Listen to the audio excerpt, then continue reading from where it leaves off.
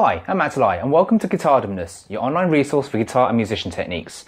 Today's session we're going to be looking at taking that percussive strumming technique, the bluegrass chop I introduced in one of my previous videos, and introduce to you a drum kit sound, or beat strumming. The effect is this.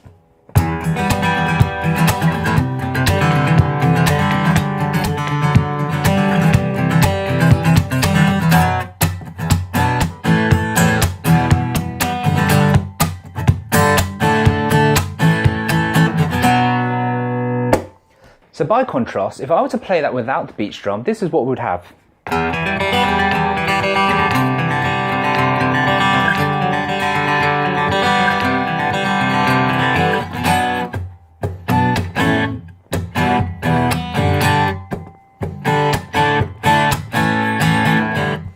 So the reason why I developed this technique was because I love playing acoustic guitar in live sessions, and certainly there's lots of great guitarists out there. I'm going to have a bunch of links below this video who do amazing things just using their fingertips, and certainly one of my most popular YouTube videos has been the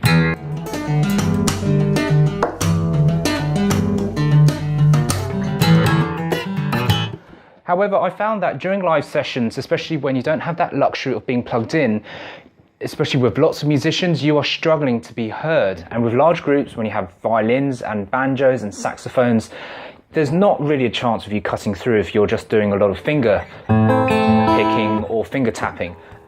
You need the volume through the pick,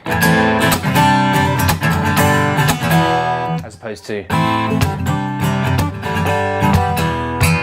Even though I'm going to use the technique I have expressed and have shown within both the other videos, so please go and watch them, the two-hand tap, where I'm using the top part of the guitar body, and the bluegrass chop or percussive strum part 1. So let's break the technique down. Now, without any double tracking, I'm not using my foot to cheat or anything. This is purely your strumming hand technique exercise. So I'm going to do a simple 1, 2, 3, 4 beat.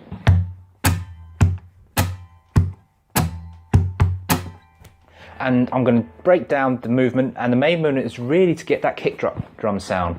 So the simple one is the kick drum sound on its own, again using the top part of the body, and you're just literally dipping down in that kind of motion, landing on that part of your wrist.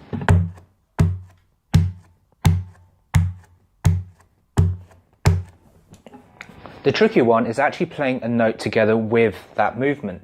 Now, when you're slapping, it was quite easy to do because you're naturally moving down. However, when you're strumming, your motions are actually more up and down. So in order to do the downward stroke, you're actually going to flick. So instead of just doing a downward motion like that, you're going to flick across.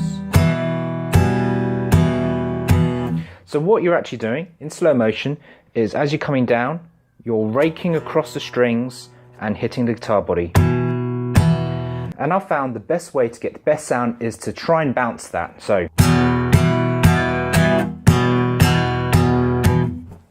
lastly, just to share with you one little tip, especially if you do get the chance to plug your guitar in, your acoustic guitar. Now, not all of them have the capability of picking up all the tones from the guitar body, in which case you might need to speak to a sound engineer, get them to understand where you're coming from, and also maybe even mic yourself up. A lot of country and bluegrass players actually use real mics rather than plugging them directly straight in. And that's pretty much it. So like I broke down with the other two-hand tap and the other percussive strum technique, it's all about figuring out where in your strumming pattern you can fit these tones in.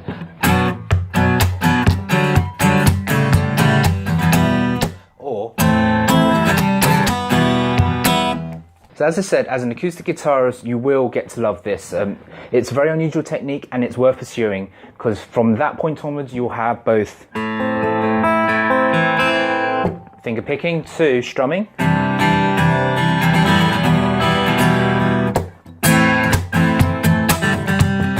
Beat strumming. So one activity and exercise, I think, just to get you going is, again, 1, 2, 3, 4, and now to groove in.